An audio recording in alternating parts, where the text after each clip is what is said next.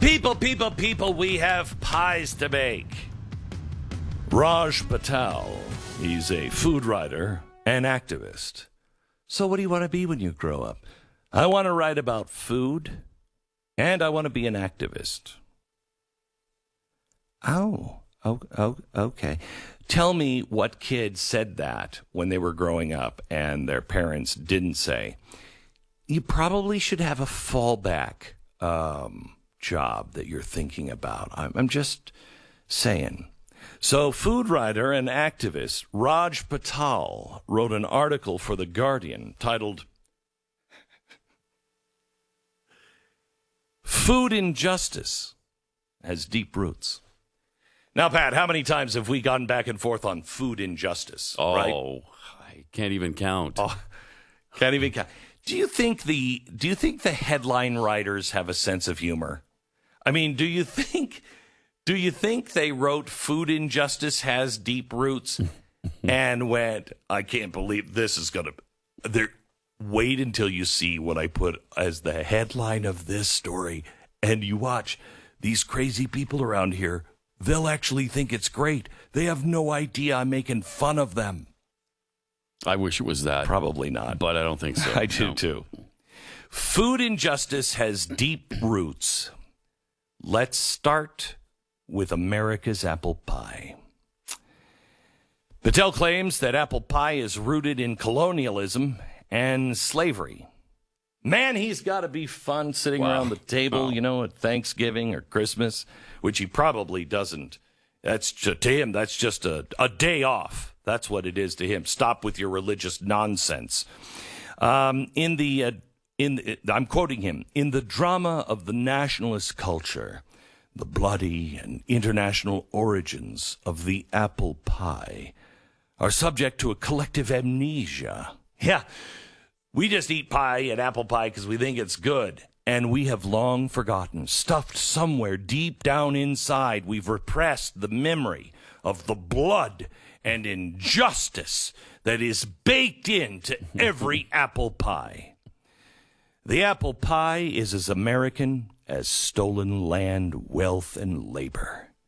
And we live in the consequence of apple pie today. Okay. Patel then emphasizes that the apple pie and many of its ingredients aren't even from America. Shut up. You mean apple pie isn't 100% red, white, and blue? I could get that just in any country? I could find it like in Germany? Yes, according to Patel, yes. Now they might call it strudel, but it's basically apple pie. Who would have known? Not me, I'll tell you that. There were only small wild crab apples native to North America until apples, Malus domestica. I'm glad he brought the Latin in there. You know what I mean? Because nothing says no blood and guts than Latin, the whole language and culture that brought that about. Anyway, he said apples were brought from England to the Jamestown settlement in 1607. Preceding that, so it's before the horror show, 1607, few years away from 1619. Preceding that, the original wild species of apples, Malus severesi, whatever, was originally from Central Asia. By the way, I want you to know, I'm only butchering the Latin there because I went to Princeton, and they've canceled all the classics, Latin and Greek, because minorities sometimes have a hard time with Latin and Greek. And so for justice sake, we want to make sure that somebody doesn't get ahead of somebody else. Oh, thank God. Anyway, in areas as modern-day Kazakhstan and China, and introduced to Europe through the Silk Road trade routes, several societies were consuming apples in present-day Greece and Italy since 2000 BCE. So there, America, ha! Oh, it's as American as apple pie. 2,000 years ago, they were probably feeding it to Jesus. Apples traveled to the Western Hemisphere with Spanish colonialists in the 1500s. Yeah, by the way, I find it really interesting that Mexico needs to go back to the Mexicans, not to the Aztecs, not to the indigenous people, but those who are Hispanic, Hispaniola,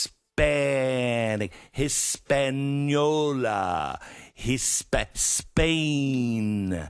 They, of course, were totally fine. They were fine. I mean, it was Columbus. And yes, they did fund Columbus, but man, can we just give Mexico back to the Mexicans? Screw those damn Aztecs. Apples traveled to the Western Hemisphere with the Spanish colonialists in the 1500s in what used to be called the Columbian Exchange, but now is better understood as a vast and ongoing genocide of indigenous people. Now, he also goes into that damn Johnny Appleseed. Man, I hate that guy. Don't you? Ever since Disney made that cartoon, it's stuck in my craw like an apple seed that I just can't get out.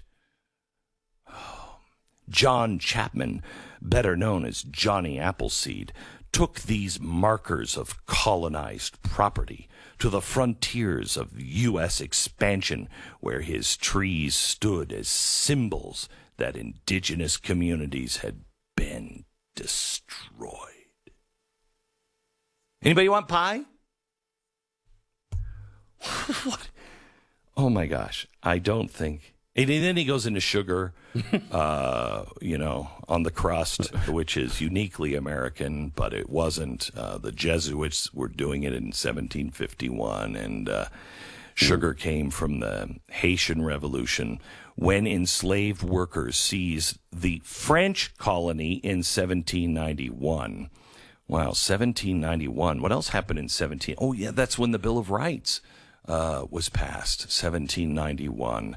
And I kind of cheer for the slaves that chased the French. I mean, it's not very hard. But for a slave, anything is hard because you don't have any tools. But they chased them out of Haiti. But let's forget about that, shall we? And let's instead look at what that group of people have built today. I mean, it is just a beautiful, beautiful place. It is. Nothing like the hatred of America, I'll tell you that. You're better off in Haiti than you are in America. Let me tell you that right now. Okay, so we have apple pie now on the hit list.